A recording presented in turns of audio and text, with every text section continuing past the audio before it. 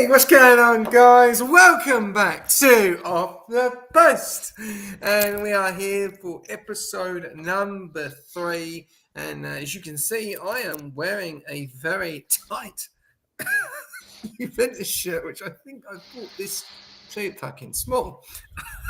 But we are back with more action from Off the Post. And it's great to all be back, and I will have this one just remove this. There we go. So we've got we don't need that one. There we go. Right, we do have everyone back, which is great to have everyone back. There we go. Okay, so we have Keeper. Good evening, my friend. What is that? Western Sydney Wanderers, mate. Western City Wanderers. Jesus. Oh, we actually need to leave. Sorry, guys, just bear with me a second. I just need to leave this conversation. Otherwise, it's going to, I just needed to leave off the post chat. Otherwise, we're going to echo. Okay, Western City Wanderers. And there we go. Nishka's obviously got the old Liverpool shirt on. Didn't want to change it? Nishka, you're muted. Sorry, boys. I was going to do a bit of a trivia one for you today. What season is, or Dan might know, but you other boys, what season is this shirt from? That's Daniel Sturridge's year. That would be. Yeah, I know that. I was thinking the exact same thing. 2011, 2012. Oh, Hughesy, bang on the money. Bang! But who's on the back? That's the next question. Sturridge or Coutinho? Louis Garcia. Sturridge, no. Gerard. Got it. He's got it. Stevie G. On the money. Stevie G. Stevie G. How's the football knowledge of knowing what year that was? I'm not even a Liverpool supporter. That's impressive. Well done, I would not have got that. Well, he got the shirt, and I got the name. So there you go. It's a point each. So the Liverpool supporter, he didn't get anything right. There's two Arsenal supporters. I didn't even guess though, did I? Supporters, got it right. He's gearing up for Imola next week. He's ready. He's already in his seat. He's got the fucking everything on. All right, mate, well, I don't even want to talk about racing. Let's not go there. No, that's not. This is not a racing podcast. Anyway, guys, thank you for jumping in as always. Hughesy, great to have you back, mate. Even though you still haven't got a bloody camera, your disappointment. Oh well, you get that on the big jobs. It's not my fault I've been away. We'll get there. We will get there in the buy one end. this All week. right. Well, here we go. Let's crack it off with tonight's show. So let's talk about the review of match week number 3, as all the games are finally finished. So if anyone wants to share their screen, who's the already have. You already have? Okay. Where is it? I can't see it. I can see it. It says I need to be. Oh, here we go. There we go. Okay. So we'll go straight into it then. Chelsea and Fulham. Good result for Chelsea at Stamford Bridge. And they are in the media again due to VAR. Yeah, I didn't really watch much of this game, unfortunately, being away at work for the games I did watch. The highlights I saw with the VAR call, very, very tight, in my opinion. Okay. Let's talk to the other guys. What about you, Nishka? How did you think? I think we touched on this a little bit on the watch along the other night. It was just a work for life performance there from Chelsea, just getting the 2-0 win. I didn't actually see the VAR, but just getting business done by the looks of it. 2-0. There we go. What about you, Keeper? Yeah, look, I think that game pretty much went as most people expected. Fulham can sometimes be a bit of a tricky team to play for the top teams, but yeah, I think overall results gone exactly how you expect. Simple, easy win, but not a blowout. Yeah, I think João Pedro is having a fantastic season since he's left Brighton. It's a great result. So good job to him.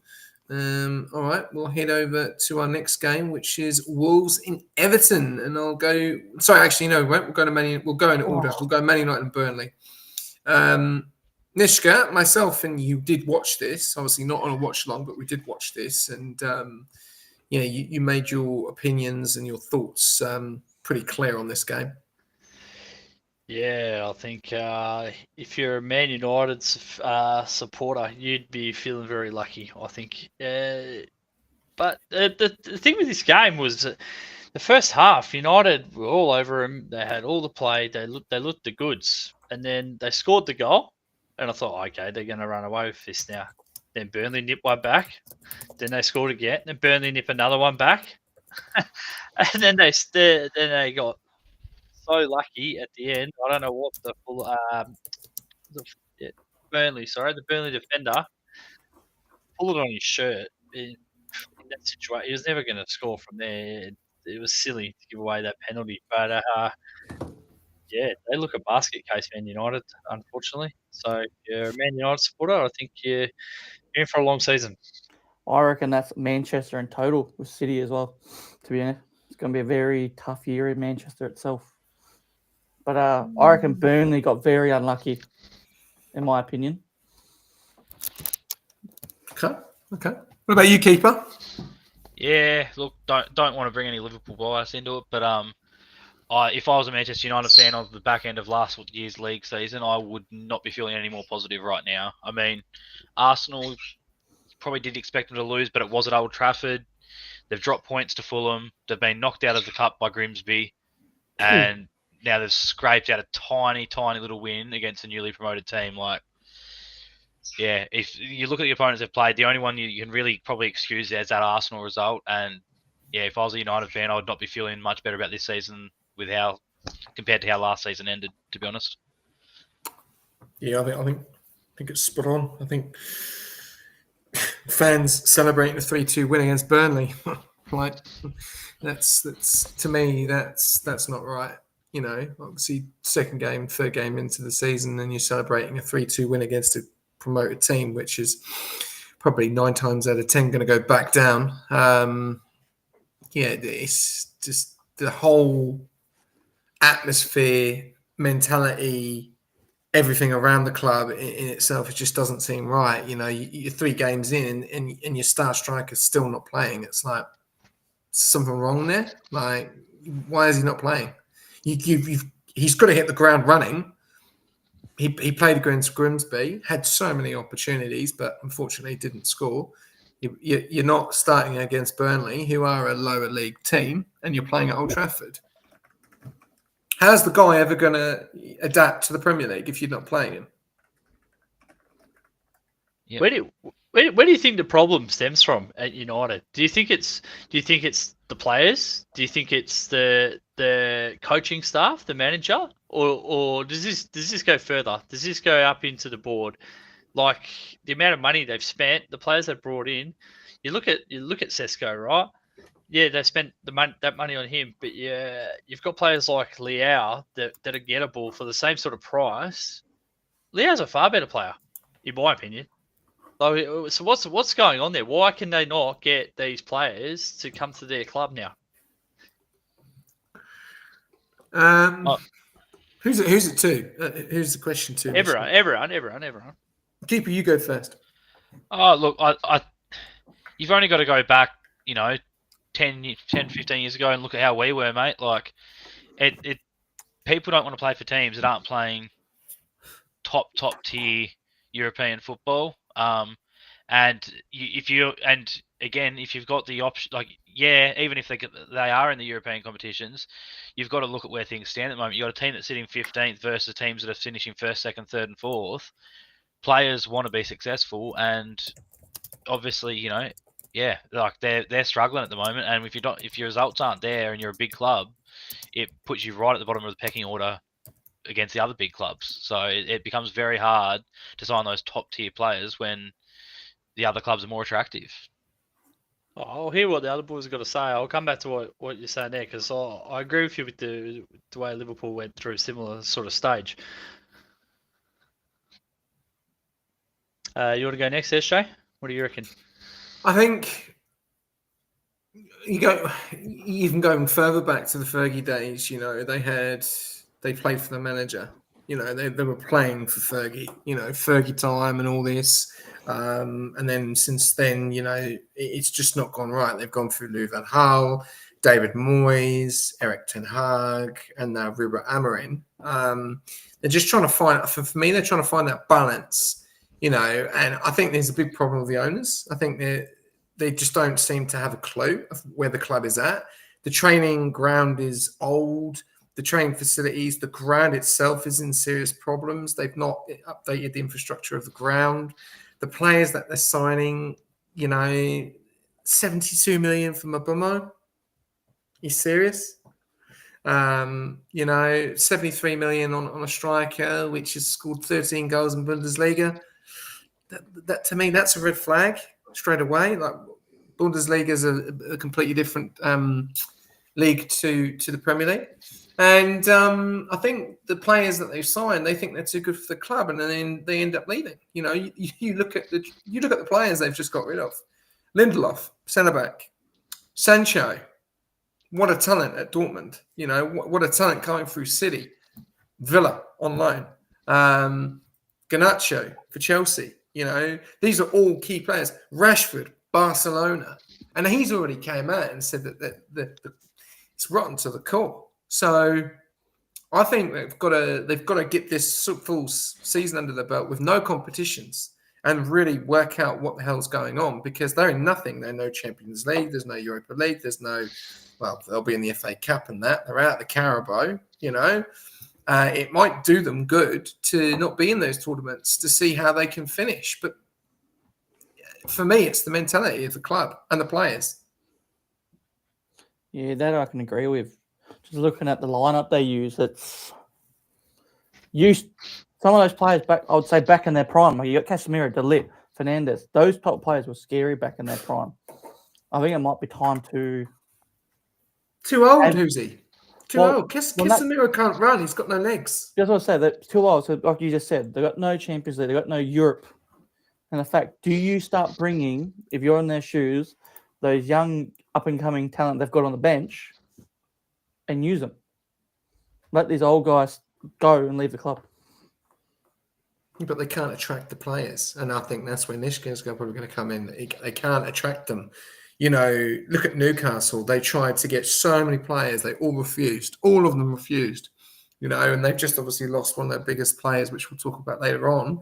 But Man United can't attract the players no more. There's nothing to offer them. It used to be, Ronaldo, Rooney, Tevez, Rio Ferdinand, De Ligt. Great player, but Munich didn't want him. De Gea, what a goalkeeper. Buggered off to Fiorentina. They're not. Bruno Fernandes is going to go exactly the same way. One season he'll be gone. He'll go to Saudi Arabia. Rashford got so much potential. He's buggered off. Buggered off to Villa for a period of time and then gone to Barcelona. And the funniest thing is, I guarantee you this season, I guarantee you Garnacho, I guarantee you Lindelof and Sancho and all those players, they will perform. Yeah, I agree. I do agree. Garnacho, I reckon Garnacho is probably the worst one they could have got rid of. He's so young. He has the talent. He just didn't. I feel like he just didn't have the backing. Like he had a point to prove every game when he actually has that talent. You go watch him play for Argentina. He's a whole separate, different player. Saying that, you'll get to see him this weekend when Argentina play. He's in that squad.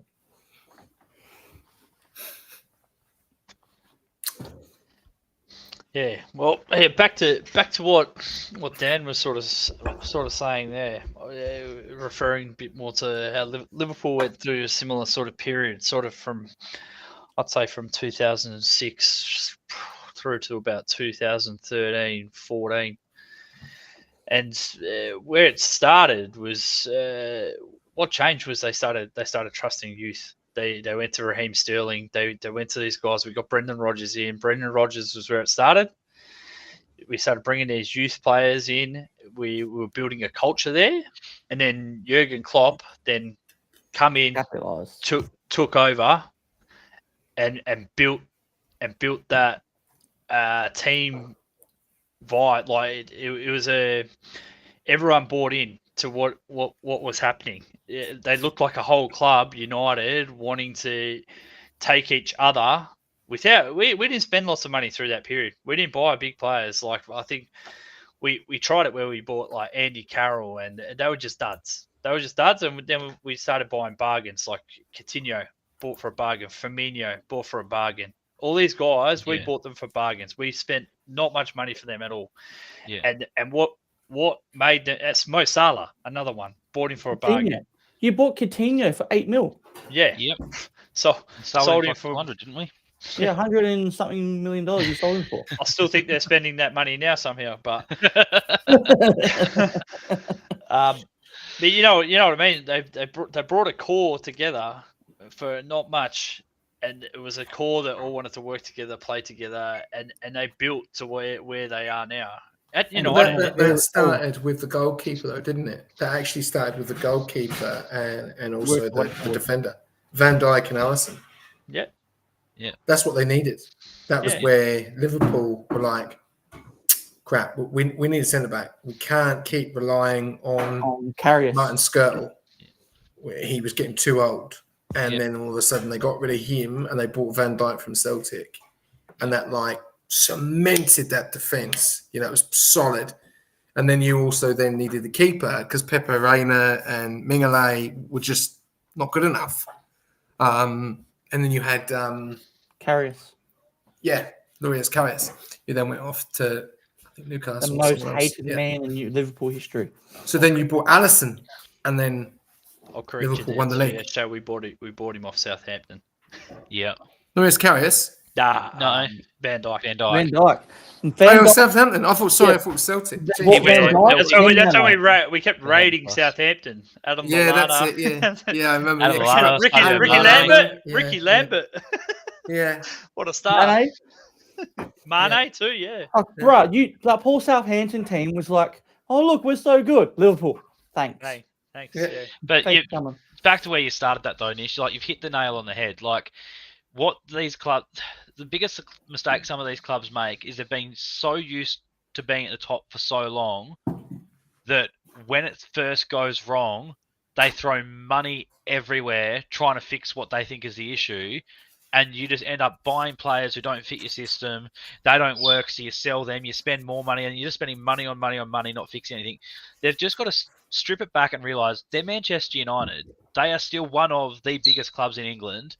If you approach 14 and 15-year-olds and get them into your academy, you know, the best ones in the world, and bring them up through your academy and then get them into that senior squad, that's where you build that team culture, that team environment. Just throwing millions on top of millions on top of millions to fix a problem isn't going to work because you're making so many changes to the team. And it's the same with the coaches. The coaches get thrown out in 6 months, in 12 months, and then the players that are there, they've got to learn a whole new system all over again. And coach, that's one of the biggest problems in professional sport at the moment, is the coaches are the first to go, and the system changes that often. No one can ever adjust to it, and they never get good at playing the system. Well, it's like when Arteta first came to Arsenal, our two defenders, Saliba and Gabriel, we got Gabriel for $3 million. And we got Saliba for 20. Yep. And we bought Martin Odegaard was like, what was it, 15 mil from Real Madrid? Yep. After we loaned him? Yep. That's it. You find those budget next future stars and you bring them in at a young age and build them up, and you team them up with your academy players that have come up through the academy. Obviously you got to still spend money on some big stars here and there, but you don't need to be, I mean, look at that. Probably 3 or 4 transfer windows in a row. Chelsea pretty much bought a whole new squad every transfer window, and they can't play football because they keep changing it too much. Yeah, exactly. The structure within the team. The thing is, you'll have even like with Gabriel Saliba, once they're done, you'll still sell them for more than what you paid for them.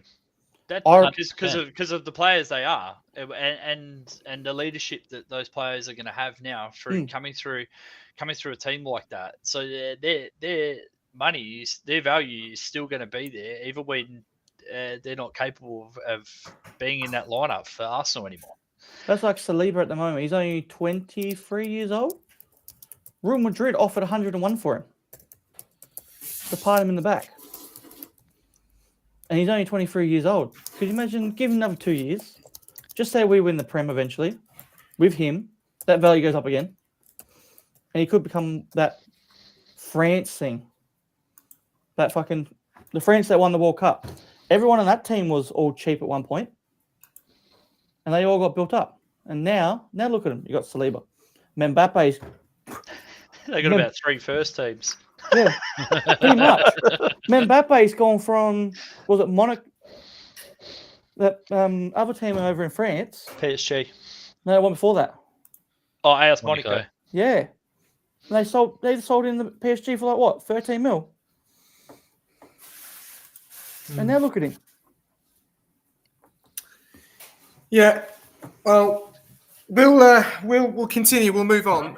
Obviously, I love talking about Man United, and it's going to be a very, very interesting season for them to see if they can pull this out the bag. And it's not the start that they want probably, but we can probably go on for quite a while. Bit of a shout out there to, where's my shout out, Dad? Karina Thorpe. There you go. So whoever, Leo, there you go, mate. Good to see you tuning in and watching, buddy. Yeah, press that follow button, mate. Subscribe, get amongst it, off the post. All right, let's go over to our next result. Sunderland and Brentford. Sunderland and Brentford. Nishka, I told you, watch Sunderland this year, but they'll be fighting for that top 10. Told you. Yeah, Sunderland again. Sure. Yeah, very strong, especially at the Stadium. It's an interesting place to go. And is it Tutorial? Is it Tutorial? No, it wasn't Tutorial this time. It was actually an assist from Granit Xhaka to Isidore. I wonder where he got that from. Who got the win there. So, no, congratulations to Sunderland on that result. We'll go over to our next game. Great result for Sunderland, though, so well done to them.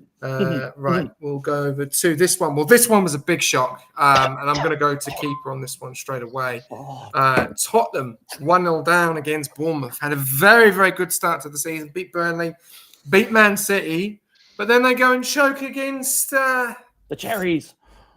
Bournemouth, Yeah. who look. Don't like to be rude, but that's just Spurs doing Spursy things, I think. I think they've made it their personal mission to make sure they beat Man City every season. They seem to be the one team in the EPL that can do it without fail. But then, drop points to a team like Burnley a week later. Look, again, it's another club that's very good at changing their managers very quickly, and players constantly having to learn a new system, and then new managers want to bring new players in. So it's going to take time to gel. The question is, will they actually stick with it this time, or are we going to see another manager there in 12 months' time? Yeah, I agree with everything you just said. I feel they should have. I know it's going to sound biased because I'm Australian, but they should have stayed advanced, especially after winning the Europa League. You could tell the players started learning the way he wanted to play. It started working, but just because of where they finished in the league, they're like, yeah, we don't care. Bye-bye. Yeah. And, I mean, it's you don't want to believe everything a coach says, because a coach is going to say what they want in the media and stuff like that to defend themselves and stuff like that. But, I agree with what Ange said. What Ange said he did, I completely agree with it. He worked out they weren't going to make Europe. He worked out they weren't going to have a great league position. So he literally took all his focus off the league, told his players not to give a damn about it, and put all their focus into the Europa League last season. And they won a trophy, something that Spurs never do. So I thought that was an absolutely terrible decision to sack him on the back end of being look who they've had there, Pochettino, Jose Mourinho, and, the young Aussie, well, not the young, the old Aussie comes in out of nowhere and wins them their first trophy in a hell of a long time. I was gobsmacked that he was given the flick, but we'll see how they go. But this is definitely just Spurs being Spurs, I think. Yeah, I agree. I agree. I'm not going to say too much about Spurs. I think we need to give Bournemouth a bit more credit than we give them. Bournemouth have been quite a good side. They were pretty good last season, and they can beat some very decent teams on the day, and they play some very good football. So Yeah. When I talk about, I might talk about Tottenham a little bit later when we get to the transfers, because there's one guy I want to talk about in particular. So I'll leave it at that. Yeah, big shocks, obviously in that game. Then we'll go over to our next game as well. And I'm the same with you, Nishka. I think Bournemouth have done a fantastic job of keeping some of their players for the season, and it looks like it's going to be very, very interesting. But this man I want to talk about here. We'll talk about the game itself. Wolves and Everton will seem to be in a little bit of trouble. Good to see them score some goals, though, which looked like it was going to be a nice little comeback against Everton, but unfortunately, a little bit too late. But this man, Grealish, 4 assists in 2 games. He is having an absolute blast at Everton at the moment, and he didn't do that at City, did he? So, are we going to see a bit of a transformation with Everton under David Moyes? I do agree. I've realised I've got to stop picking Wolves now for the tipping because they've let me down the last 3 rounds already. I reckon this is a big turnaround for Everton, especially after the way they finished last season. New stadium, new formation, new everything pretty much. And I reckon Grealish is going to show who he really is this season. I reckon he's got a point to prove. Got pretty much removed from Man City, got replaced, and Everton on the way up, City on the way down.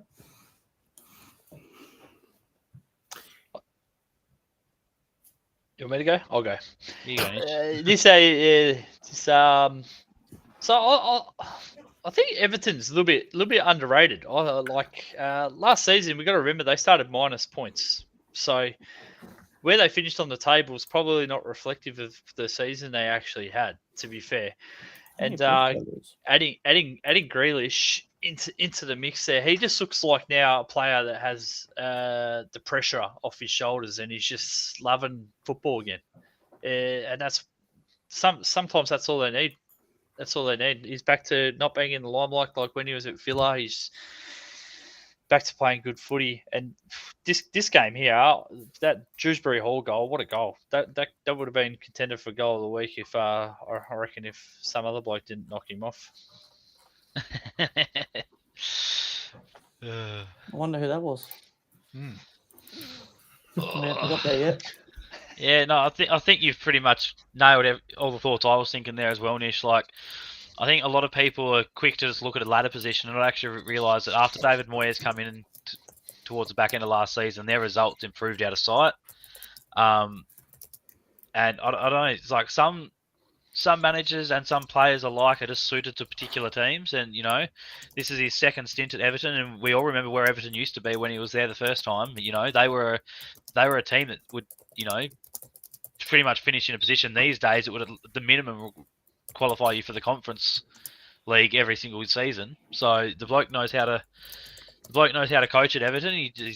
Or manage at Everton. He's done it before, and he's, from everything I've seen, I definitely wouldn't put it past him to be a top 10 side under him if they can hold it all together. And Jack Grealish as well. You know, like you said, at Villa, he was great. He came across the City with a price tag on his head and never lived up to it. And he's now back to a mid-table, lower-table team, and he's performing out of his skin again. And, you know, maybe that's just where he likes to play, you know, in a team where he's going to get 90 minutes every week, in a team where he's the star player. And maybe that's just, you know, that suits him. And so far it looks that way.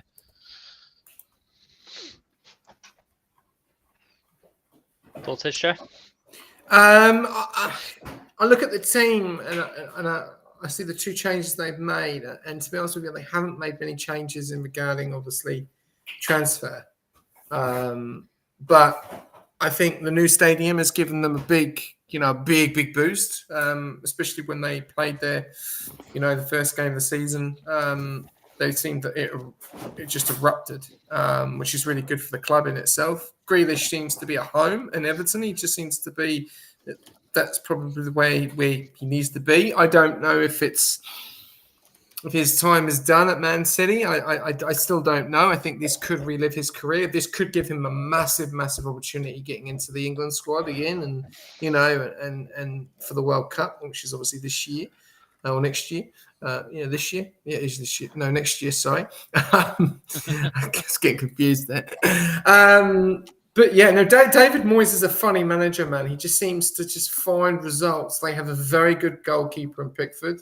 They've got good defenders that have been playing with each other for quite some time. You're talking about the signing of Shrewsbury Hill. He seems to be putting in good performances. You've got Grealish, and then you've got that young right winger Ndiaye.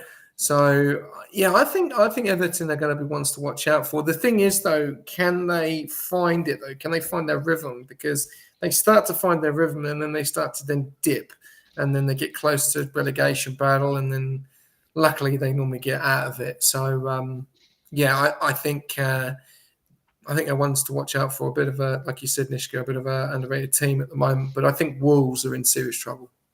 Yep. Yeah. Wolves are that team, I think, every year for probably the last 2 or 3 seasons that most people have expected more from and they've underdelivered. But I genuinely believe the only thing that is stopping them from relegation, has been that the newly promoted teams have been so poor.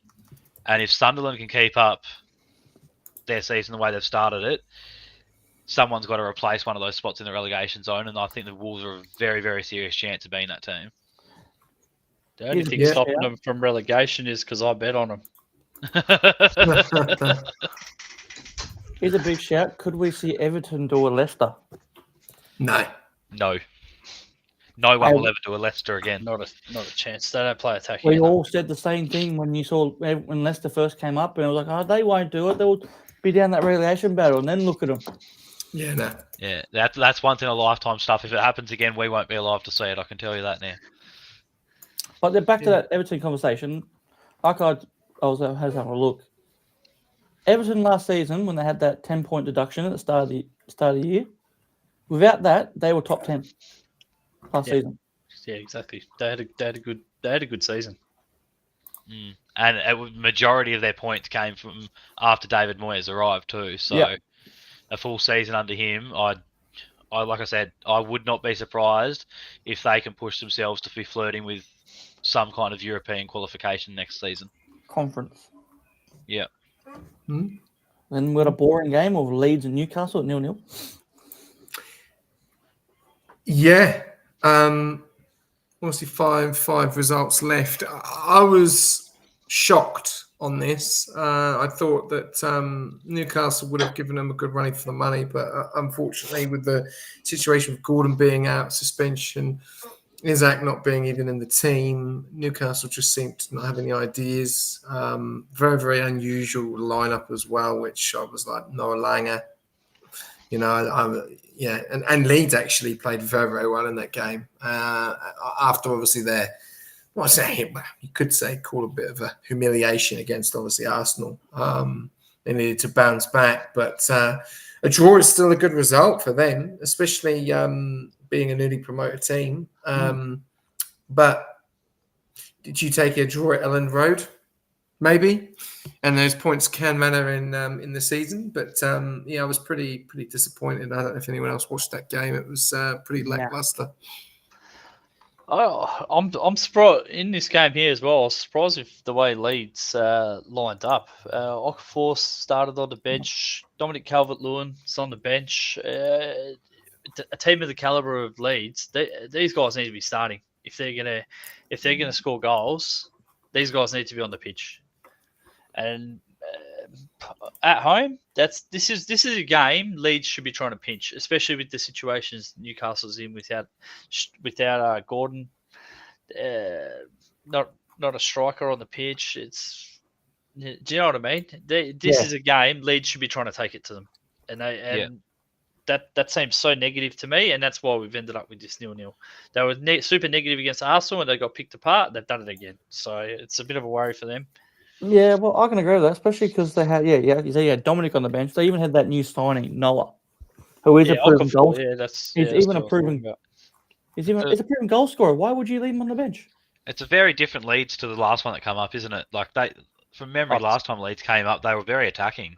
Yeah, and it's very different. But seem very sitting off possession based. You look at this team when they were last in the Prem. There's one player there that Yeah, was there, and that's and Pascal different Strike. manager now too. So Pascal Strike.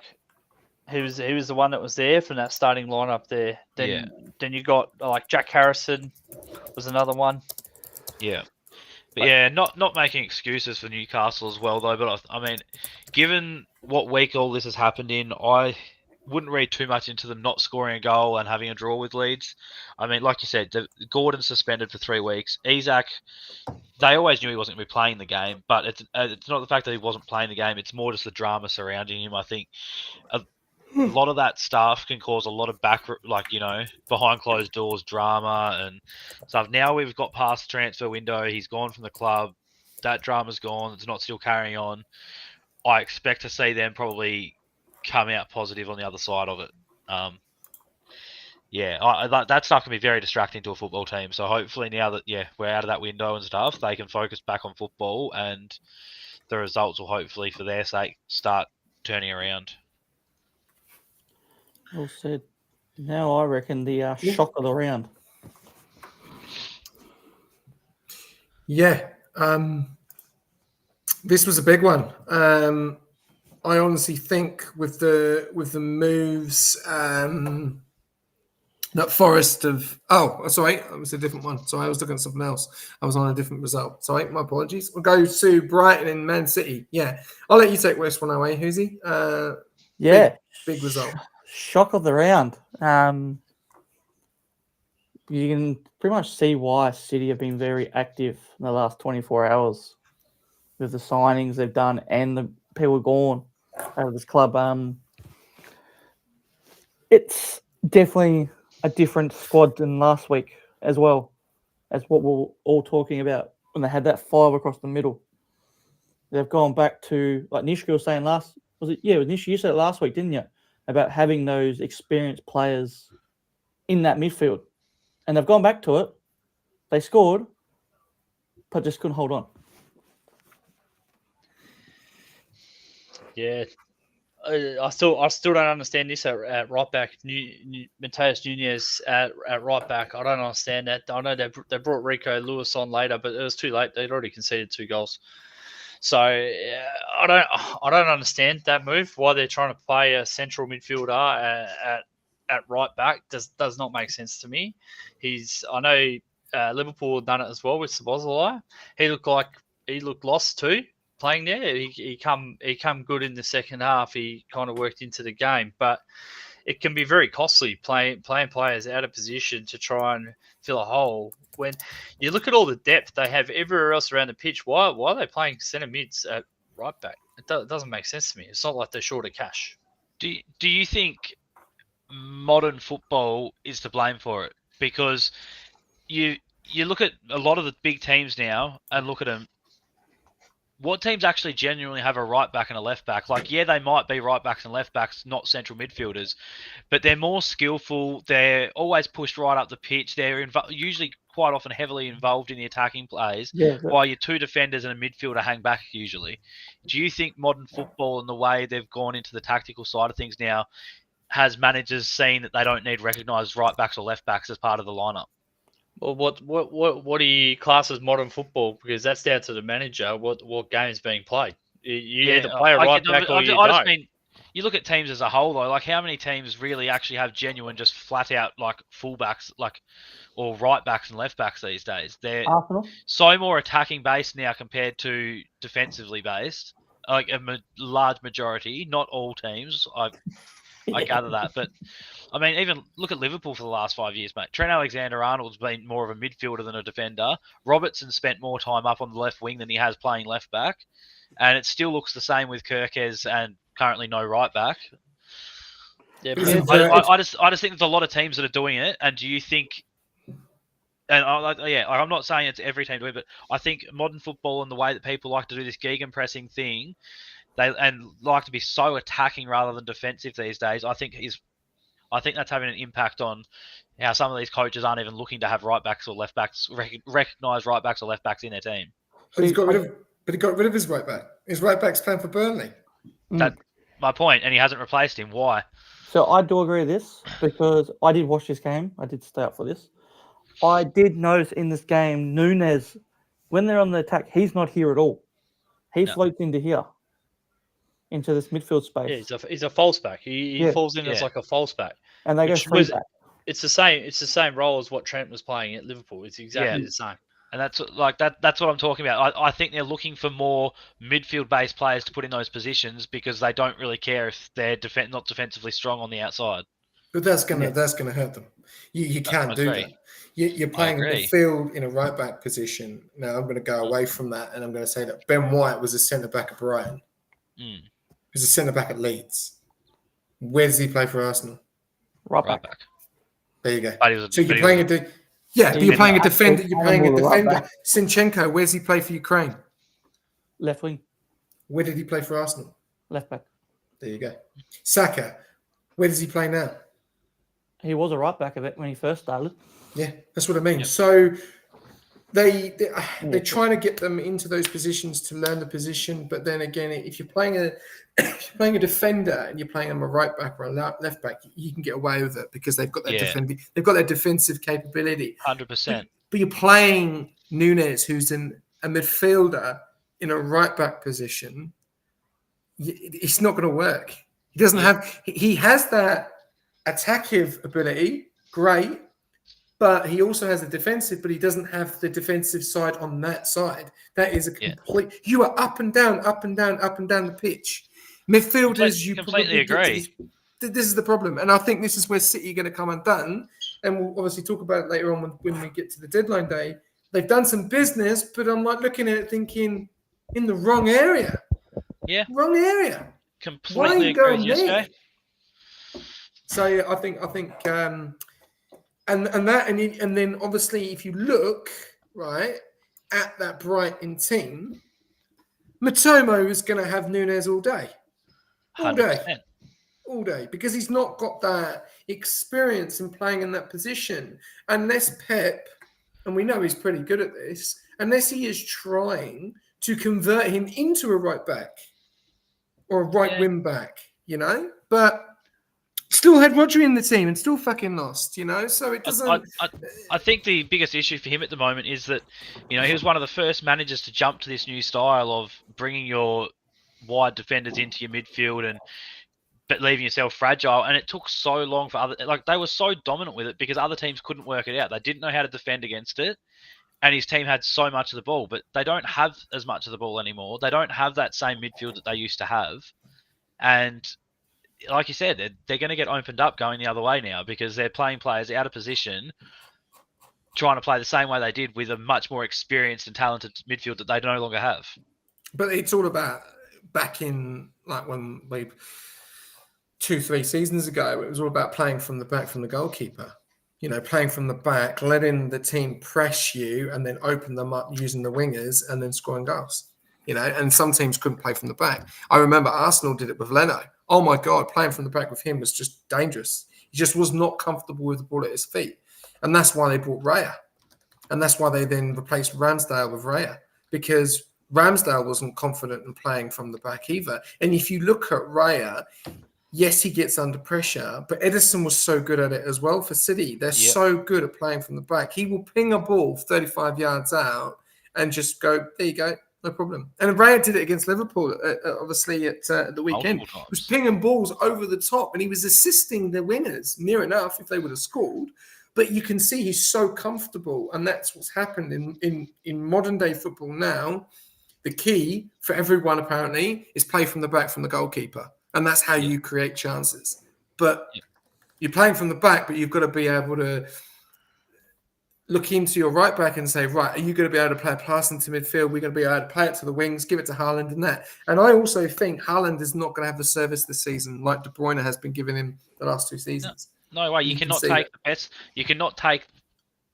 I hate to say it, but it's the truth. You cannot take the best creating playmaker and passer of a football in the world out of a midfield and expect to be able to play the same way and pull off the same results. It's not going to happen. But it doesn't. The lineup doesn't scare me. I look at their lineup now, and it doesn't scare me. The only person that probably scares me in that whole lineup is the striker. Yep, and you got to get the service to get it there. Bob, Bob, he's a young player. Don't get me wrong. Yeah, all good. Rodri, world class. Don't get me wrong. he has had serious injury problems. Mamouche, mate, you know, you need another season under your belt to see if you're actually Premier League quality. You know, you've come Yeah. from Germany. And Bob's in the same boat. Like, he should have played a full season last year. He was their next big thing last year, and then I can't even remember, it was broke his leg or something in pre-season, didn't he? And that was him done. So And Reinders had one good game against a shit club. yeah. So played against Tottenham and he was non-existent. So yeah, that's my opinion. I don't know, Nishka. Sorry, I was looking through the next game. I missed the question. Sorry, mate. We can go on to the next game. Yeah. We've gone on to City too much, so yeah, we'll let you take away the Just next quickly before we move on, though, I'm pretty sure Okay, Brighton again is another Spurs at the moment too. They are that team that seem to be able to find a way to beat City every time they play them. one. I think that's the second year in a row they've beaten them. Forest and West Ham. Nishka, Yeah. seeing as you've been the man reading away with it, you can take it away. Yeah, this one was an interesting one for me. I thought Nottingham Forest would put up a bit better performance at home, but losing 3-0 here was not the result they obviously wanted. But West Ham, this could be a kickstarter for their season, and boy, didn't they need it. And interesting thing for me to note in this game here, there wasn't much happening to start the game, and all these 3 goals, they come in the last 15 minutes. And it was when they injected Somerville into the game, when they injected Callum Wilson into the game. What does that say for the new signing, Fulkrug? I don't know, but they looked a much better team once these guys come onto the pitch. They had way more creativity, and they got these 3 goals. Yeah, I thought at the start of the season, West Ham didn't look that good. But I thought they were going to be a bit of a worry. But let's hope. I can only hope. It'd be sad to see the Hammers go down over the years. Like you said, kickstarts their season and let's make them start performing a bit better. I was shocked on this result because the amount of money that Forest have done in the transfer market and also who they've brought in. You know, they've got some very good players. They managed to keep Gibbs White, which I think was top work during that. He is a very key player. Chris Wood last season was prolific. You know, he had a fantastic season. Hudson-Odoi can turn it on and off. They're definitely missing a Langer there. He gave that so much speed down that right-hand side. I'm quite disappointed. I honestly thought that Forest would have, especially at home as well, especially at the City Ground. I thought, 3-1 at least with West Ham at the moment. But Paqueta, he turned up again, and Bowen always turns up. But yeah, I was very surprised on this scoreline, especially with Forest's new players that they've got. Yeah. The thing with this game as well is Forest had a lot of the ball, but they were just doing nothing with it. They were doing nothing with it. They were doing nothing with it, and then West Ham stayed in the game and then injected the changes late, and then they just turned it on the last 15 minutes and put those 3 goals in no time. Yeah. Madness. Yeah. Do we have to go for the next game? Indeed, we do. I can do this one if you want. Yeah, done. Go ahead.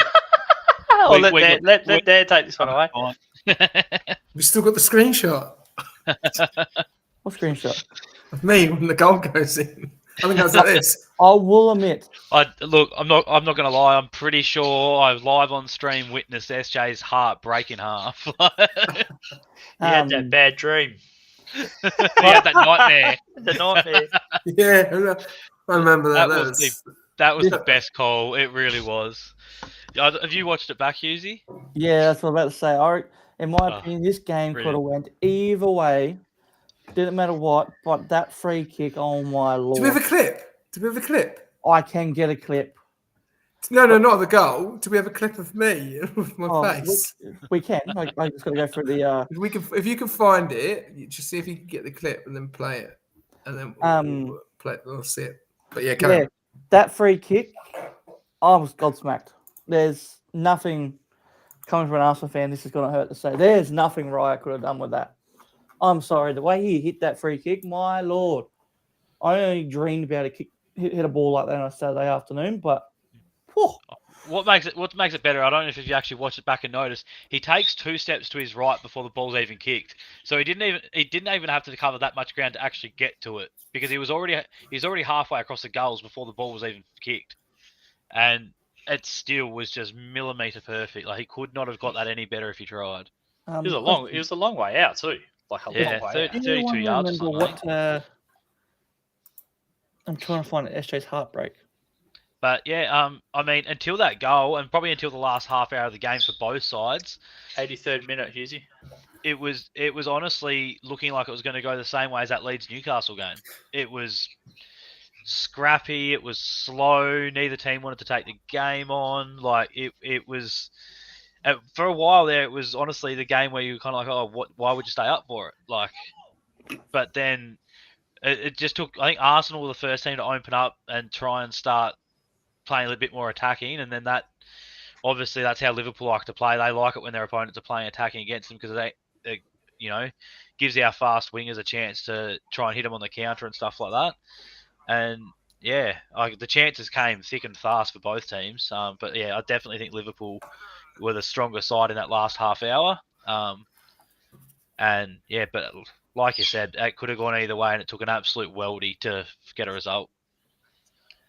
Yeah, the thing that I noticed in this game, right, in the first half, when I know Arsenal had their own struggles turning the ball over and stuff like that. From a Liverpool point of view, the thing I noticed when we were trying to play the ball out from the back, it just looked like Van Dijk didn't know where to go. He's got the ball, he's on the ball, didn't know where we're going, no one coming to feet. We're just looking lost at how we were going to get the ball. Like we wanted to play out. You can see we wanted to play out. We didn't want to kick it long, give it away.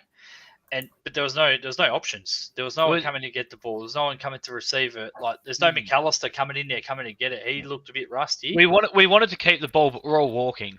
There was no urgency about moving the ball around. It wasn't until after they must have spoke about something at halftime, because as soon as they did, it just looked like a different game. Van Dijk's finding verts up the middle, then it was opening up, and we were probably unlucky. Ekitike didn't get slipped in a couple more times. He looked like he was through. The ball got over here. He probably could have had one or two if the pass had been hit right.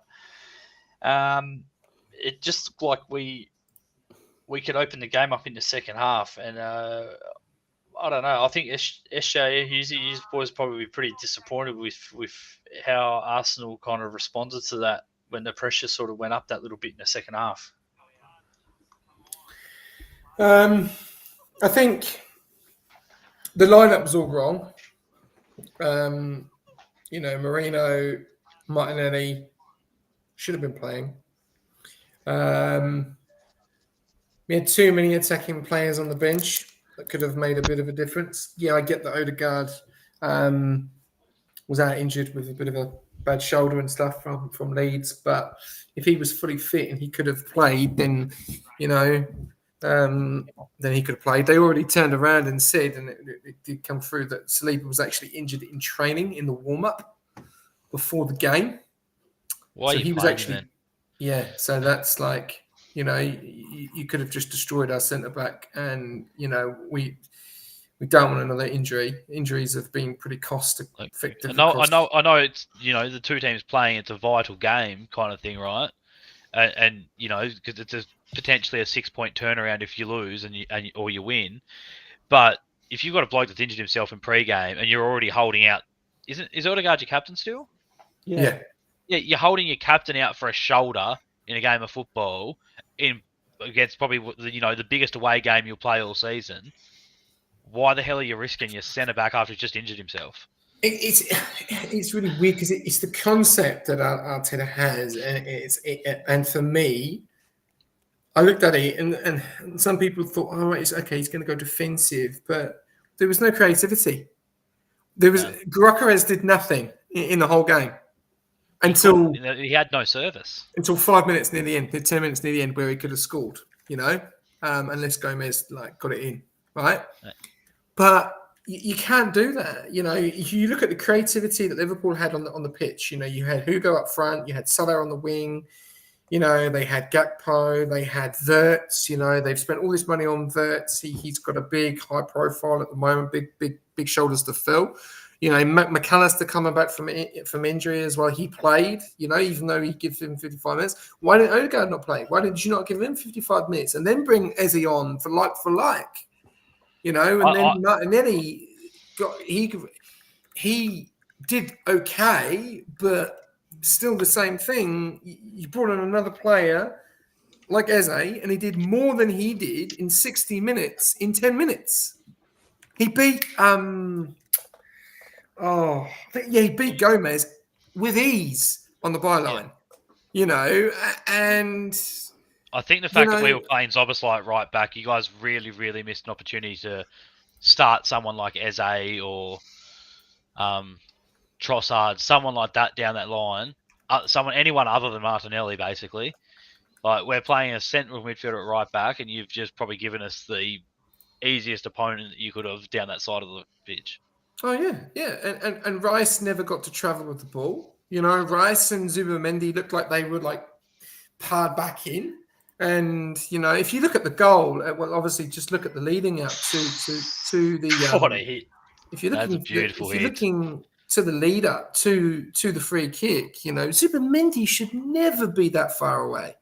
You know, and that wouldn't have happened. And then there's no free kick, and we may walk away with a draw. And as a lot of people have said, any day of the week, that game is a 0-0. It gets better and better every time you watch it, doesn't it? You know, This man would be proud. Oh, yeah.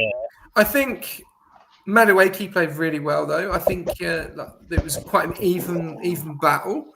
Gyökeres played quite well, but Madueke cooked him down that side every time. He's had so much more. He had so much pace. But Gyökeres just managed to just always put a foot in and play fantastic football. For me, I just think the whole lineup was wrong. I think, yet again, VAR strikes. They have talked about the last penalty shout-out. It didn't go to VAR. You know, does that change the game? I know I'm not saying what if, you know, but VAR strikes again. You're in another situation. You got 3 minutes to go, a big penalty shout-out, and nothing gets done about it. It's frustrating because it's like that game then finishes 1-1, and I believe that's a fair result. But, you know, you can't take anything away from Dominic. You know, that's a great finish. And yeah, I didn't realise it hit the post. Yeah, off the post, mate. Off the post, man. Off the post, mate. That's why I had to play it like 9 times in different angles. Just hopefully we don't get copyrighted for that. That's why I got rid of all. You know, notice there was no stickers.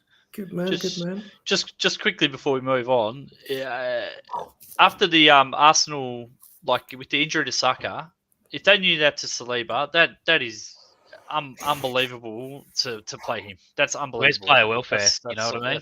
That's all I got to say. That's crazy. You could lose two of your best players for a period of time doing that. Yeah. Well, on to the last game of the week, which was Crystal Palace and Villa, with the 3-0 the Palace. Another big upset, I think. Nah, the way the Palace have been playing this year, I reckon it was. Yeah, ding but to happen. 3-0 away from home. That's big. What a finish from Mark Guay. Yeah, Liverpool would be fuming. Oh well, not as much as Crystal Palace will be, because he'll be going to Liverpool for $0 next season. Yeah, he's already said he's staying, but we'll talk about that later on. So yeah, 3-0. Palace. Good game. I reckon it was a very enjoyable game to watch. Villa basket case. They need to sort it out real quick. They got the players. They've got the yeah, players. 100%. If you look at their squad and compare it to some of the other squads in their league, they should not even be anywhere near relegation, let alone in it.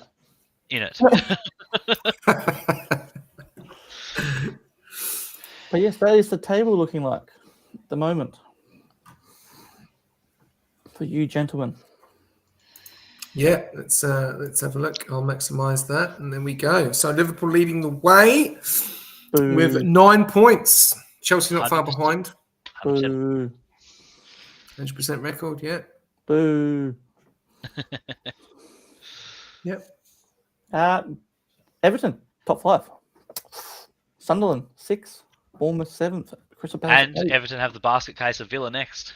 Man United are in the top. Well, just in the top 10 there. Look. I enjoy Look at that. seeing this. This Man right here. City 13th. The question I've got to put to you, lads. United in 9th, City in 13th. Who do you want to win that next game? Neither. Draw. Draw's a great result, I Because think. United will find a way to bust it up some other time. True. It's very true. Yeah, With that, wouldn't surprise me. there is no next week of the Premier League. We have an international break, World Cup qualifiers. Yep. Boo. So that is tipping for this week. It's non-existent. We can on the next episode we'll go through that week. Yeah. Maybe we'll just go over the transfers for this one. Yeah. I think. Yeah, okay, we can do. Yeah, okay. Well, the first thing is let's do the results from match week 3 predictions. Okay. All right. So if I just go, I'm going to have to close that window. This one. Here you go. Wait. So SJ got 4 right this week. Nishka got 2. I got 3. I got 2. Get Yeah. in. Was that my correct score as well? I'm smashing this. I forgot about that one. Thank you, I'm, Nishka. I'm smashing this. Like, what is going on? Apparently, I missed it the first 3 weeks. I'm going to have to play catch up. Yeah, you're in. You're in for You're the. in for the next round. You're in for the next round. Yeah, so Nishka got 1 correct score this week. So what did he get? He got the Chelsea game right, Oh, well done, Nish. and I think it was United won. I got 2-1 United. Up the top there. Look, you put wrong. Oh, I did too. You're supposed to taking points off me. Oh, Yeah, this bloke. Oh, what's going on? check What's him. going on? I did this one Right, half Kat. asleep, thank you. Keep him accountable. Oh, I got He's 4 sitting points. out. Hey, come on, SJ, let's go. Yeah, hang on. I'm double checking. I'm just double checking it. He's got it all right. Let's have a look. Right, so we got Sunderland, Brentford. Well, hey, I got that right. So I get a bonus point. Was that correct score? Yeah, 2-1. Sunderland me beat bring it Brentford up. 2-1. What is going on? I didn't do any correct scores this week. Oh, Hughesy, mate. There's No, a bit of extra point, controversy mate. going on here. Extra point. Come on. Let's do this properly. Let's do He was this trying to together, bring shall we? himself closer to us. No, it was Sunderland 2, though. I won. Correct score. Yes, it is. There Extra you go. point. Thank you very much. Extra point. Well, give me that extra point. Thank you. Spurs and Bournemouth. Draw. We all got that wrong. Mm. Wow, okay. Wolves and Everton. SJ goes, the only one that got that right. Oh, guys, what are you doing going on bloody Everton? Jesus. Leeds All got that and wrong. Newcastle. Yeah, draw. 3-2. City, we all got wrong. We all got that wrong. Forest and West Ham. Wow. Wow. He's just got us there. You got us there. You said we noticed something of a pattern here. Every time you go with the good team, I go for the underdog. We didn't do Palace and Villa. Yeah, we did down the bottom here. Oh, did we? I can't see it. I can't say it. Your name's in the way. Yeah, your name's in the way. Hold on, I'll do this. Name's still in the way. There we go. Okay, cool. So what's the overall score? So now I've got to go add all this up. Actually had 4 and 1. That was 5. So that's 11. Nishka had 4. 7. I had 3. 2. 3. 2. 3. Yeah, catch up, Nishka. Apparently, I'm on 0 because I didn't know this was a thing. Well, yeah, we've got a new wait. guest. We have a We'll just chuck keeper in on 7 as well. Come on. just to. Hold on, just for you, -0. I am minus 3 license points. Two. In 10 seconds. But yes, That is a permanent 10 race seconds ban. 10 seconds doesn't even drop me a position because I was 20 seconds ahead of the next car. but saying that, it is International Week, so there is no tips for this week. Next episode, we can do as we do, week 4, which is looking like a banger of a week. I can't wait for it next week, especially with Yes. game of the week. Watch along Yes. Arsenal game. Saturday night. Is that right? Yep, that's the next one. I mean, I think I'd rather watch the Sunday game. Yeah. I think we'll probably do 2 Okay. watch-alongs there. See, I'll be able to join this one. I will be at work, but I am on night shift, so I will be awake. For which Yeah. one? The And Saturday I'll be one? on my phone. The Saturday or the Sunday? Both.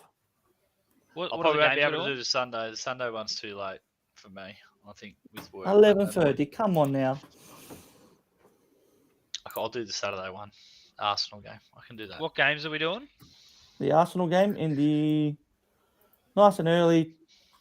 Man City versus United, maybe. It's an early time slot. It's good. But saying that, transfer week. Yes. Best thing to probably do is probably just get Fabrizio Romano I don't up have on Twitter. X and then just click on him. I don't have it. You don't have it? No. Go to his Facebook. Go to his Facebook or X and it'll have all on there. All right, well, let's start We'll off with the just talk Premier about League then. Let's start with the Premier League and I'll pick Big a one. team. Let's do the big one first. So, yeah, okay. Man City signing Donnarumma from PSG. Are we going to give these a rating from 1 to 10? So should we make it a little bit fun? I don't really have time for that. Yeah, we can give them a rating. We don't have to talk about it too much, but we can give them a rating. Donnarumma from PSG. How do you reckon PSG is going to do with Donnarumma gone? Oh, they got Chevrolet and they've got a younger keeper, so I think they'll be all right. Yeah, they'll be fine. They've always stocked up on keepers. I think that's an 8 out of 10 deal, though. I think that's an 8 out of 10 transfer for I was City. about to say 9 out of 10. That's a big transfer for them. No, they still need to fix. But it ain't no still fix Alisson and other it ain't no areas. Raya. But still won't fix them.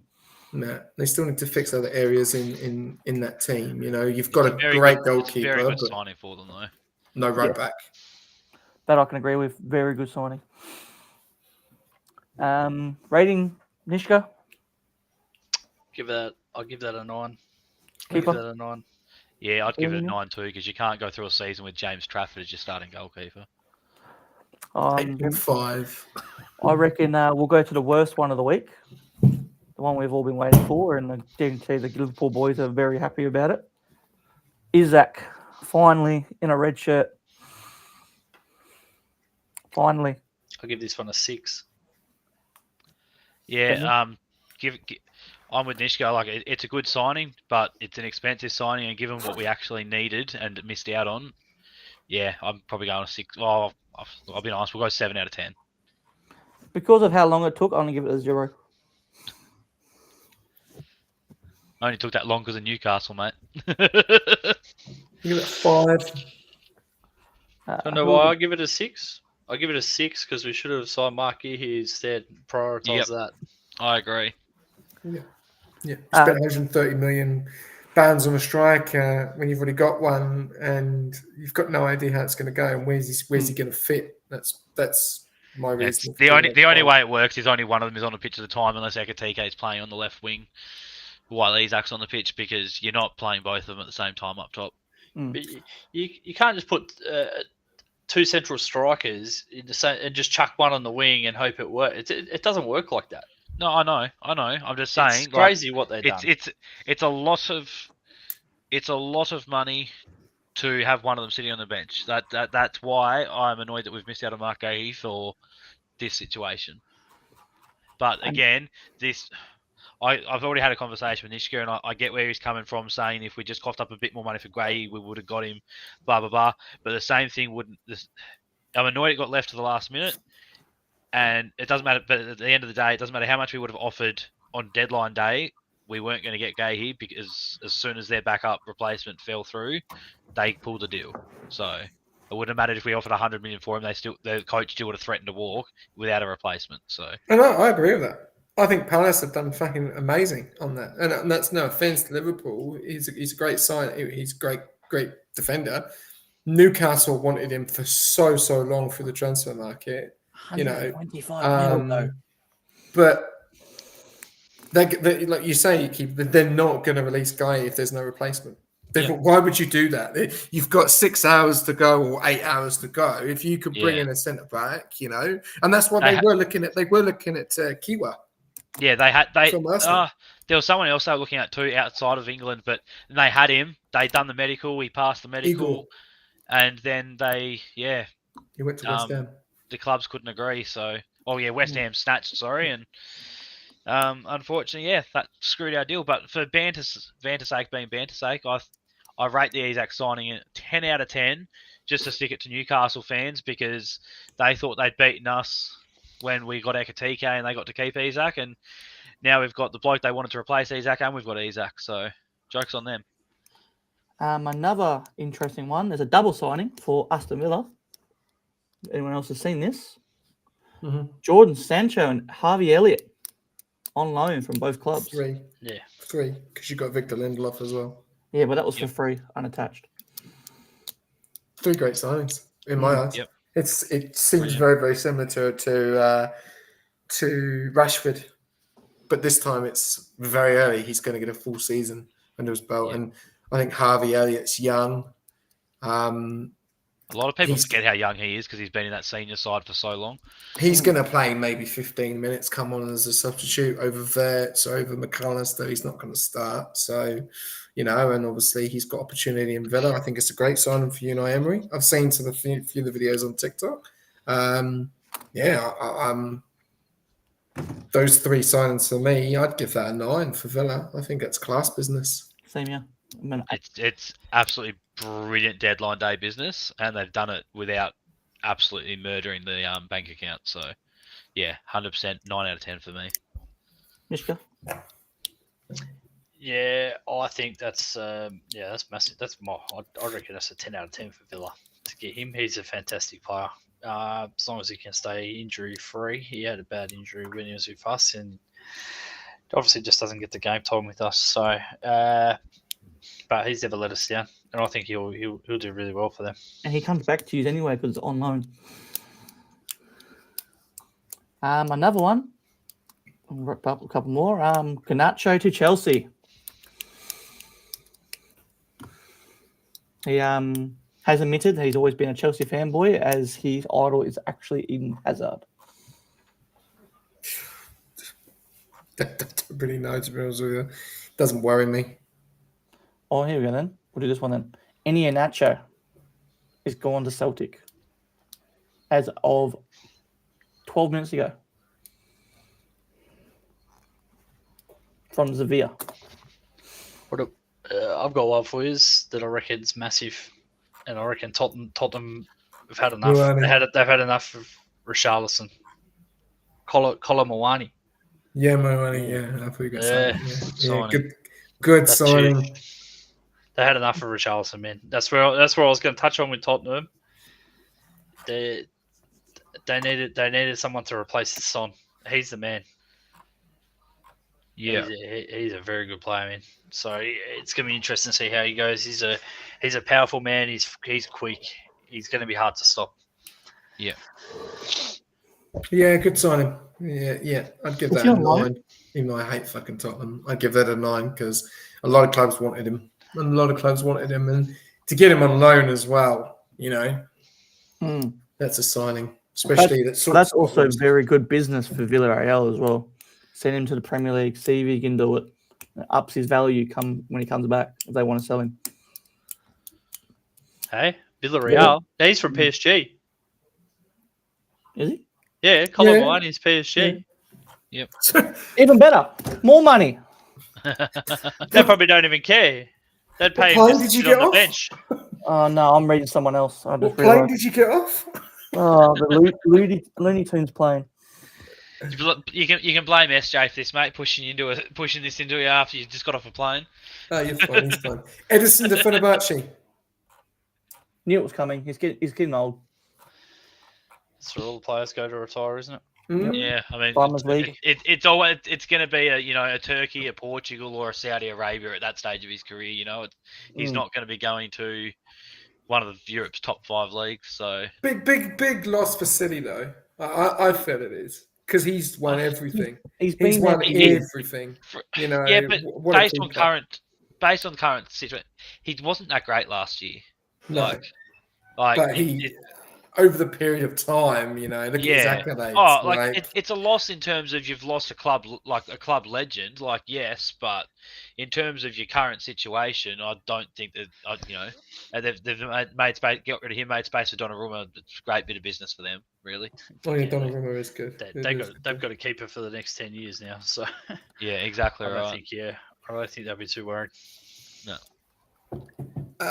Who else? Newcastle. Xavi Simons, Tottenham. Yeah. He had a stinker the other night. All good, mate. No drama. Two Pep. Who's he's off? Adios. I got to pick up the little one. Adios, amigo. Yeah, he's money. Enjoy. Yeah, we'll continue a few more and then we'll wrap it up. We'll talk about Xavi Simons in a minute. But what about Newcastle? Vonavissa and Walter Mardi? Is that whatever his name is from Stuttgart? It's like 6'6". Yeah, I think yeah. Yeah. Big fella. But Vissa, good player, scores a lot of goals in the Premier League. Yeah. He's very good for Brentford. Look, it'd be interesting to see how he fits. I hope he does well for them. Obviously they needed to sign someone because Isak was going. They signed a bloke that's proven in the Premier League, so I think that's a great bit of business from them. I think it's just going to be one of those ones where you don't know if it's going to be a good transfer or a bad transfer until 6 months down the track and we see how he's actually gone and how he's fitted in at a new club and stuff like that. A lot of deadline day signings aren't necessarily the option you wanted; they're the one that you could get. So it'd be interesting to see how it plays out. What about you, Nishka? I think 55 mil, like this is a very good option for them to get in. I think they've done pretty good business there. I don't think they've overpaid. I think that's probably about bang on. And I rate that signing there probably about an 8 for them, I reckon. Yeah, I'll go 7, and I'll go the other guy. I'll go a 5 because I don't know anything about him. I'll be going. Oh yeah. I don't know why. I'm just a little bit hesitant. I'll probably go a 6 on Vissa, and then I'm more than happy to be proven wrong if he absolutely turns out to be a banging player for him. But yeah, I just think a lot of the times given the situation they're in, like obviously Isak for us is who we wanted. I don't think we needed him, but it was who we wanted, and we got who we wanted. For them, it was more about who the heck's available to replace the bloke we don't want to lose. So I don't necessarily think he was probably their first choice if they'd been able to get business done earlier on in the summer. Okay. Initially you said Xavi Simons. Xavi Simons, I was interested to see how this guy would go. He's only obviously he's played the one game now, but he looks like a bit of a flop. But yeah, time will tell. Sometimes these guys like Wirtz. I said similar about Wirtz at the start of the season. Sometimes these guys need a couple of games to adjust to the tempo of the Premier League, the physicality of the Premier League, learn what it's about, and then you start seeing they the sink or swim. You know what I mean? After 4 or 5 games, you kind of know where they're at. Yeah. I'm like you. I'm very intrigued to see how it goes. Obviously, there's a bit of history of there's exceptions to it. Obviously, like your Kevin De Bruyne's, Michael Ballack's, all them. But there's a long history of Bundesliga players coming to the Premier League and just questions that get asked why were they even signed in the first place? They're rubbish. They don't fit the system. They don't fit the league. So he'll be an interesting watch. Same with Florian Wirtz. It'd be interesting to see how they go adjusting to life in the Premier League, and hopefully for both their sakes they live up to the hype of their signings. But for every 1 or 2 good signings you get for the Bundesliga, there's usually probably 8, 9, or 10 that just absolutely flop. So it'd be an interesting watch, I think. I just hope it's not another Team of Werner 101. And he's a perfect example. He was as good, but he was in the Bundesliga. He was banging goals like Erling Haaland. Bring him over to the Premier League and nothing. So, I hate Tottenham, but I like the player. I think he's young, plays very, very well for Netherlands. And I just hope he's not a one. I hope he's not a Timo Werner +1 because Oh, completely agree, just mate. Like, completely looking agree. looking to be in a very, very similar position Yeah. as is Xavi Simmons.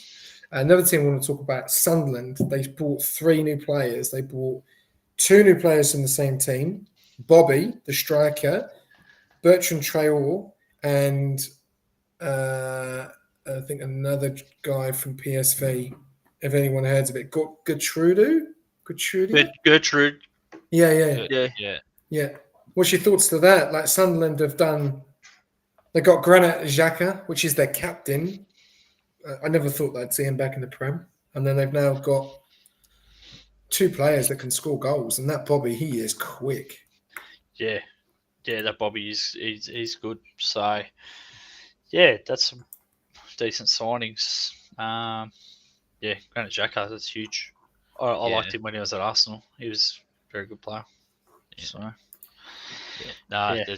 I love I love the business they've done. Granit Xhaka, I'm stoked with that. I'm a bit sweet with it because with German football, I am a Bayer Leverkusen fan, so our team has been absolutely ripped apart by players leaving this off season. So anyway, we're not here to talk about them. Yeah, I think Sunderland have done great business coming up to the Premier League. They've made some great signings. They've spent their money really well.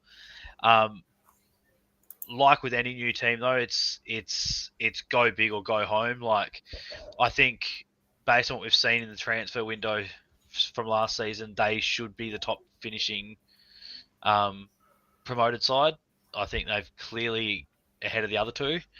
But like anything with these teams, it's very big risk to spend the money straight away like they have. And I hope it works for them because if they go down, it's going to be years before they recover to get back up again. So, I love what they've done. I think they've made some really smart decisions. Okay. A few more. Chelsea has signed that young lad from Brighton, Buenty. I don't know much about that one, mate. So I don't have much to comment on that one. We'll let that one go. All right, we'll go over to Man United, the goalkeeper that they've signed. Oh, I knew that one too. No, not much on that one. Oh, what was his name? I did hear it. Simmons or Simmons? No idea. That's a fit. It's probably a 5. Lemens. He was in the Lemens. Bundesliga, wasn't he? Oh No, he he's plays not for- in No, Antwerp. French. He was in the French league, wasn't he? No, Antwerp. he's from Royal Antwerp. Yeah.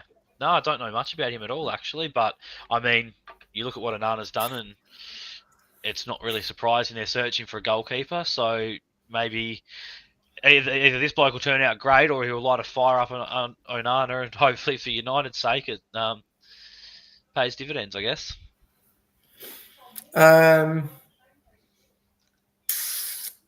Arsenal's last signing of the transfer market was Hincapi from Leverkusen on loan. Another one of our German boys gone. Really, really good player. I really rate him. I think he's really good. However, I mean, Saliba being injured might help a little bit. I mean, he can play at centre back or he can play at left back. He's pretty versatile. And yeah, I think he's got a really good signing there. The rotation in defence is just ridiculous. Yeah, he spent a lot of time playing like that left centre back role because Leverkusen play 3 at the back with two very attacking wing backs. So he tends to play on that left hand side of those 3. So it'll be interesting to see how he slots in at Arsenal, whether they want to use him at centre back or at left back. What about Arsenal's outgoings? In the end, they managed to get rid of quite a few. Fabio Vieira went to Hamburg. Lokonga went for Hamburg on a permanent deal. Zinchenko went to Nottingham Forest. Reece Nelson went to Brentford. And obviously Kiwa went to Porto. They've been talking about getting rid of Deadwood. They've got rid of them, but they've not got the money. And I think the one thing that people are talking about a lot is Chelsea and Liverpool seem to just sell players for miraculous amounts of money, but any other club struggles. Yeah, I think you can't sit there and hold on to Deadwood because, I mean, you've got dead money sitting there otherwise. But yeah, you do want to try and get the best you can for the players you're selling. I guess that probably comes to who you sell to, like what leagues are you selling these players to. The top if you're selling them onto a top 5 European league, then you're going to be able to negotiate a much higher price with those guys. Whereas I don't know what it is, but like those countries like Portugal and Turkey, they are so good at buying players cheaply and selling players for enormous amounts. So when you sell to those leagues, there's always a chance you're going to not really get as much as you would if you tried to sell them your player onto like another top 5 European league. I think Reece Nelson and Zinchenko is going to be very interesting in the Premier League. Reece Nelson to Brentford, I think that's good business. I think that's a good sign for Brentford. Yeah, 100%. He's still quite young, isn't he, Reece Nelson? I believe. Yeah. So, probably at that age now where he's worked out. You look at that Arsenal lineup, he's probably not really going to get a go, and if he does, it's going to be very minimal. So, he's probably reached that point where it's go somewhere else, try and get some game time, or at least a place where you're more likely to be able to get some game time and push harder for a starting spot. So, I think that's great business for both sides there. What about Fulham, Nishka, Sami Chukwueze, and I think he's at Kenny from Shakhtar Donetsk. They bought 2 fantastic midfielders, wingers. Very quick. Yeah, very quick. Chukwueze, he's rapid. So, yeah, they're decent signings for Fulham. Fulham will be trying to get up out of that bottom sort of like 5 that they're finding themselves in at the moment. But I think they're a lot better than that. And yeah, definitely think these guys will start helping them score some goals. Cool. Just trying to think of any other clubs at the moment in the Prem where we see West Ham spend a fair bit of money as well. Let's go away from the Premier League just for a second. We've got a few deals that have gone. We got, I think it was a Sebastian Harder. I think he went from Sporting to Leipzig, which was a good signing for them. I don't know if you know who that is. Dan follows the Bundesliga a bit more than I do, mate. So who was it? Luis Openda has gone from. Oh, Luis Openda, yeah, I know. Oh, Luis Openda, yeah. He's gone to Juventus. Obviously, they've decided to keep Vlahovic, which got offered to so many clubs, but no one wanted him, which is unusual. What's happened with that guy? I thought that guy was going to be like the next big thing, and he's just gone to nothing, hasn't he? We chased him. Man United got offered him. Liverpool got offered him. Newcastle got offered him. No one wanted him, which is mad. The problem, it's very hard to do business with Italian teams because Italian teams hold their players basically hostage with exuberant transfer fee demands. Like, they'll have a player that'll have one half decent season and they'll be telling Premier League clubs you can't have him unless you give us 120, 130 million. When the player's probably only valued at about 60 or 70 million,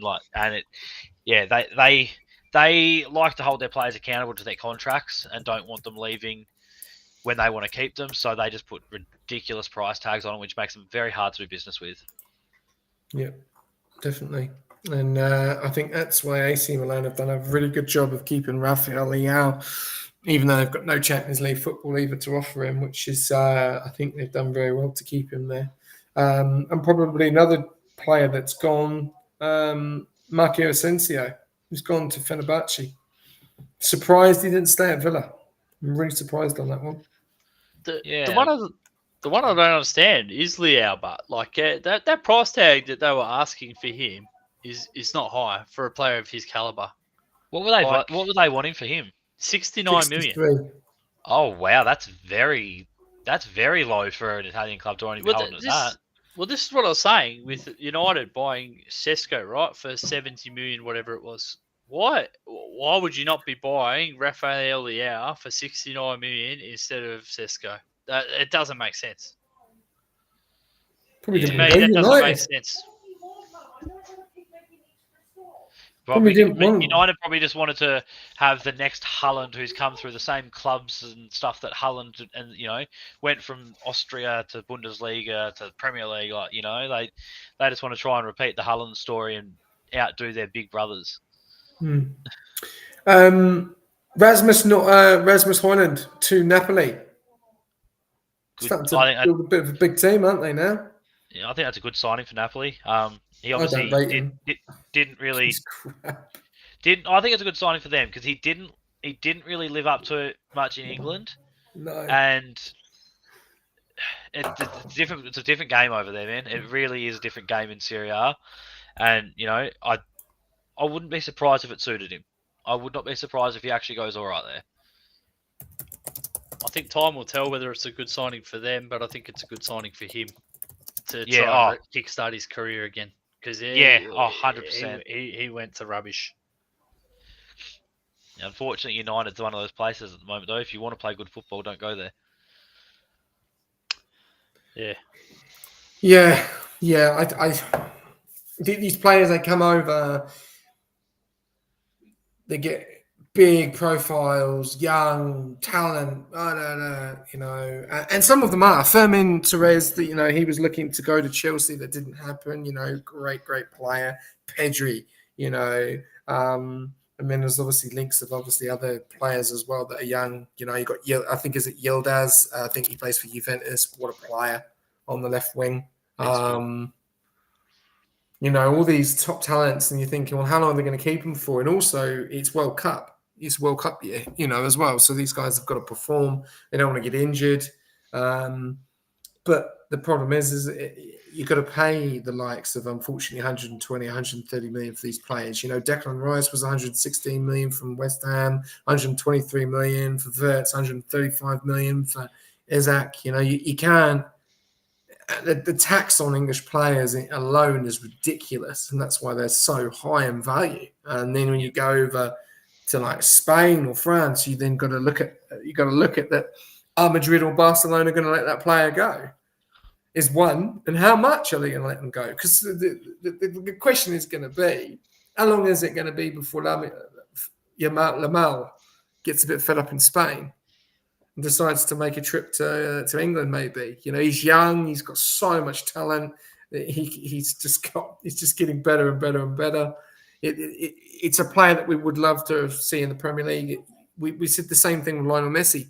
We've seen Ronaldo here, fantastic. We've seen Beckham here. He's gone all over the place as well. Messi, unfortunately, we didn't get to see him in the Prem.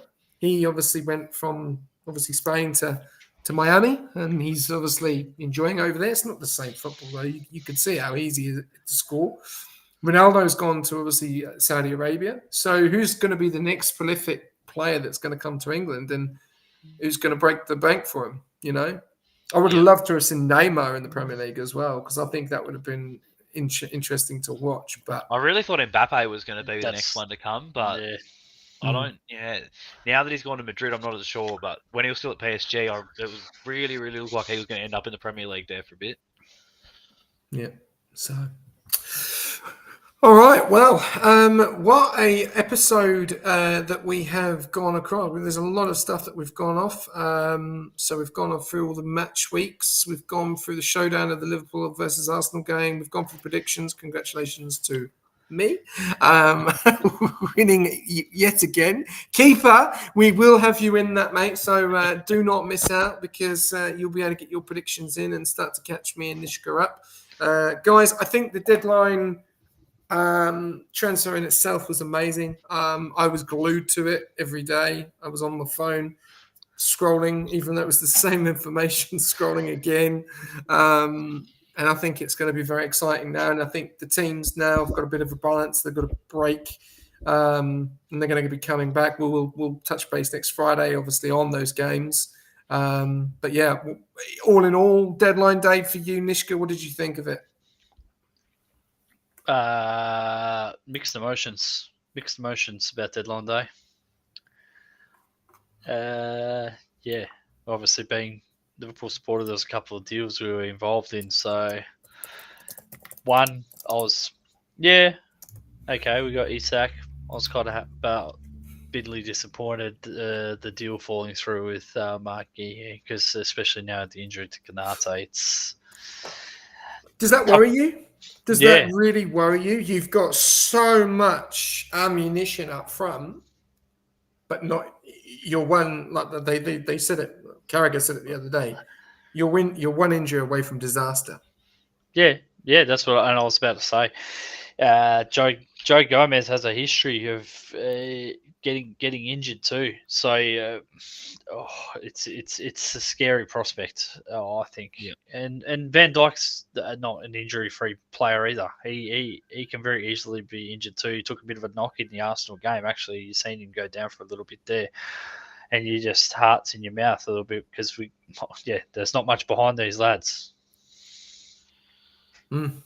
Nishka will remember the days, but we're not there yet. But I've got the same concerns as Nick does because I'm just getting flashbacks of Jordan Henderson and Fabinho playing at centre back for like 2 months straight, and that was both great footballers, mate. But they were not centre backs, and it was painful to go through that.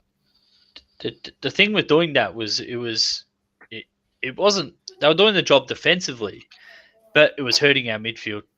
Yeah. So you're robbing Peter to pay Paul. Like it just doesn't work. No, exactly right. But this is also a worrying time as well of international football with injuries. Always is. That's why I hate it. I just hate international football. It doesn't. Apart from the World Cup, obviously, I love it. But we don't have to stress about Gomez so much. He's not going to get lots of game time with England, but Van Dijk's going to play 90 minutes of every game the Netherlands play. That's guaranteed. Yeah. And Gakpo is probably going to be playing most of that time as well. And Wirtz will play for Germany. He is their star player. So we've got good news. I'm pretty sure Ekatike didn't get named in the France squad, so we know he got called up. He got called up. Oh, did he? Yeah, okay. He did get called up. That's changed. That's not ideal. Sabozalai will play full minutes for Hungary. Isak will play full minutes for Sweden. Kirkes will play full minutes. Yeah, it's a lot of our squad. Obviously, one of the best teams in England. You players are obviously going to be playing international football, but given our fragile state of our defense, like Bradley's only just coming back from injury, and it's a little bit concerning. Frimpong's still not back, so McAllister's getting his fitness up. There's guys that are still struggling that need to get their fitness up too. It's And the games are coming thick and fast. They do come thick and fast. We go back obviously into the Premier League, and then it's Champions League, and then FA Cup, Carabao Cup. They all come in very, very quickly, and that's the main positive I see with us signing Isak. There is, for the first time in a long time, I can actually say we've got two first 11 capable strikers instead of trying to slide a winger into striker when we want to rest someone. So that's the good side of the Isak signing, is that we're going to be able to have that rotation up top. Yeah, well, that's. I would say that's the same with us in defence for Arsenal. We've got so many players, and you've seen Saliba goes off injured, Mosquera, and I thought Mosquera played fantastic on his debut. Doesn't know much about probably the Premier League, but Liverpool didn't put 3 past them, did they? I thought they played still quite well, and he's still got that partnership there with Gabriel, who's just. I think Gabriel's amazing. I think he's such a good player, solid player. But I think the international break is going to be interesting for clubs to see if they can keep some of their guys fit, because some of the games still coming up. They're big games. Like you got obviously Man City, Man United, and also some other interesting games as well. So, no, I think it's going to be good. I'm looking forward to it. I'm ashamed that obviously we're missing a week going into international, but that is it, guys. Yep. All right, thanks, SJ. Always awesome, SJ. Yeah, pleasure again, boys. And we'll enjoy the international break, and we'll come back. Sounds good. Enjoy it. We'll be back on the Friday, gentlemen. Thank you very much to everyone tuning in, as always. Whoever you are, if that's only one person, 2 people, whatever, remember, press that blue button, press that red button, subscribe, get amongst it. If you want to get involved, then feel free to message us, or just message or jump in the comments. Enjoy the International Week, and we will see you next time on Off the Post. Good night.